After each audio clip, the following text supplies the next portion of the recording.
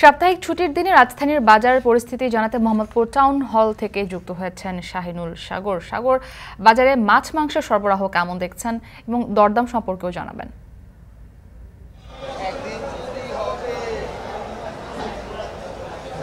রাজধানীর আমি যে মোহাম্মদপুরের যে মার্কেটে আছি সেখানে মাছ মাংসের সরবরাহ খুবই ভালো আছে। ক্রেতা সমাগম বেশি থাকলেও বেচা বিক্রি কিছুটা কম হচ্ছেন বলে প্রাথমিকভাবে এখানকার যারা ব্যবসায়ী আছেন তারা আমাদেরকে জানিয়েছেন। এখানকার মাছের বাজারটা গত সপ্তাহে চেয়ে এই সপ্তাহে একটু বেশি জমজমাট বলে এখানকার ব্যবসায়ী যারা তারা বলছেন। অর্থাৎ তারা বলছেন যে এখানে কেজি প্রতি রুই এবং কাতল মাছে সেটির যেটি সবচেয়ে ভালো মানের মাছ সেটির দাম বেড়েছে কেজিতে 50 থেকে 100 টাকা। এরকমভাবে ইলিশের মাছ যেটি আছে, ইলিশ যে মাছ পাওয়া যেত সেটির আবার দাম কমেছে। যেটি গত সপ্তাহে বিক্রি হয়েছিল 1800 টাকা কেজি, সেটি এখন বিক্রি হচ্ছে, আজকে বিক্রি হচ্ছে 1600 টাকা কেজি। এছাড়াও এখানকার মাছের বাজার শেষে যদি মাংসের কথা বলি সেক্ষেত্রে বলতে হয় যে গরুর মাংস এখানে বিক্রি হচ্ছে 750 টাকা কেজি, যেটি গত সপ্তাহে যেটি 750 টাকা বিক্রি হয়েছে। এছাড়াও একই গত সপ্তাহের মতোই খাসির মাংসের বাজার রয়েছে, যেটি 1100 টাকায় গত সপ্তাহে বিক্রি হয়েছিল, আজকেও সেটি 1100 টাকায় বিক্রি হচ্ছে। এছাড়াও আপনি দেখবেন যে তারা ব্যবসায়ীরা বলছেন যে মাছ মাংসের চাহিদা অর্থাৎ কিছুটা কমেছে। সামনে ঈদ এবং সেই ঈদকে কেন্দ্র করেই এর প্রভাবটা পড়ছে বলে ব্যবসায়ীরা দাবি করছেন। আমি যদি বলতে চাই যে মাছের চাহিদাটা বেড়েছে, সেক্ষেত্রে যেটা কমেছে সেটা হচ্ছে যে মাংসের চাহিদা কমে যাওয়ায় আরেকটা চাহিদা বেড়ে গিয়েছে মাছের এবং তার বিকল্প হিসেবে ডিমের। এখানে আমরা দেখেছি যে ডজন প্রতি ব্রয়লার মুরগির ডিমের দাম ডজনে 5 টাকা বেড়েছে। অর্থাৎ গত সপ্তাহে যেটি ছিল 145 টাকা সেটি এ সপ্তাহে ডজন প্রতি হয়েছে 150 টাকা। সব মিলিয়ে বলা যায় যে রাজধানীর যে কাঁচা বাজার পরিস্থিতি সেখানে মাছের বাজারটা বেশ জমজমাটি বলা যায়। এছাড়া অন্যান্য যে উপসংগ যেগুলো থাকে, যেমন মাংস, সেটির তুলনামূলক চাহিদা কমেছে এবং বেড়েছে ডিমের চাহিদা। তো এই ছিল আমার মোহাম্মদপুর থেকে কাঁচা বাজারের সবশেষ পরিস্থিতি। মোহাম্মদপুর টাউন হল বাজার থেকে যুক্ত ছিলেন শাহিনুল সাগর।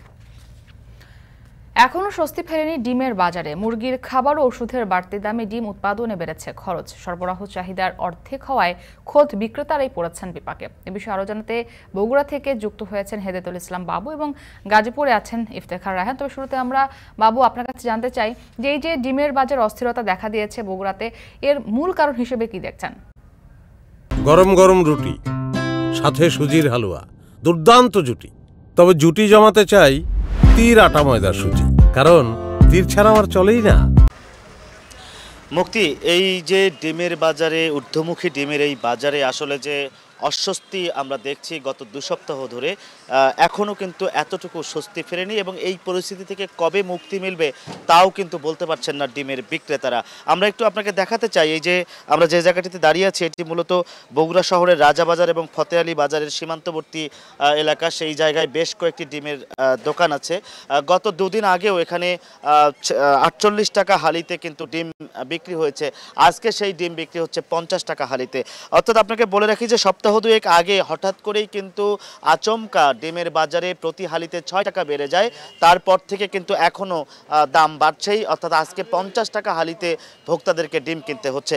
কেন বাড়তি দরে ডিম কিনতে হচ্ছে প্রশ্ন রেখেছিলাম আমরা যারা বিক্রেতা তাদের কাছে। তারা যেটি বলছেন যে যেই জায়গায় তাদের চাহিদা 20,000 প্রতিদিন, সেখানে সেই ব্যবসায়ী ডিম পাচ্ছেন 10,000, অর্থাৎ অর্ধেকেরও কম চাহিদার অনুযায়ী তারা ডিম সরবরাহ পাচ্ছেন।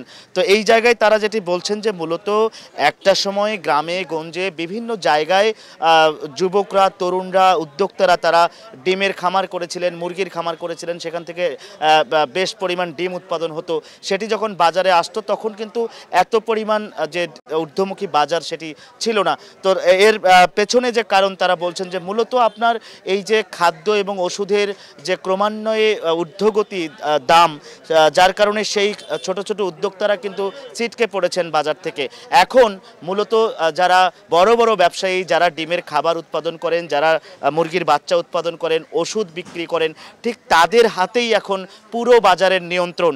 যার কারণে তারা ইচ্ছে মতো এই মুরগির যে ডিমের দাম তারা নির্ধারণ করছে এবং বাজারে সংকট তৈরি করা হচ্ছে। আমরা কিন্তু সাম্প্রতিক সময় দেখেছি যে বগুড়ায় বেশ কয়েকটি হিমাগার থেকে অভিযান চালিয়ে প্রশাসনের লোকজন ডিম উদ্ধার করেছে, সেগুলো বিক্রি করতে বাধ্য করেছে। এইরকম নানা রকমের সিন্ডিকেটের কারণে যে বাজার অস্থিতিশীল হচ্ছে, দাম বাড়ছে, এটি বিক্রেতারাই বলছেন। তো এই ছিল মুক্তি এখন পর্যন্ত আমার কাছে বগুড়া থেকে ডিমের বাড়তি দরে কেনাবেচার সবশেষ খবর। ইফতিখার, আমরা বগুড়ায় যে ডিমের বাজারের অস্থিরতা সেটি জানছিলাম। সহকর্মী বাবু জানাচ্ছিলেন যে খোদ যারা বিক্রেতা রয়েছেন তারাই আসলে ডিমের বাজারের এই দাম বৃদ্ধির জন্য সিন্ডিকেটকে দায়ী করছেন। গাজীপুরের চিত্রটা আসলে কি একটু জানাবেন? সেখানে ডিমের সরবরাহ কম হওয়ার কারণটা কি, বিক্রেতারা কি বলছেন?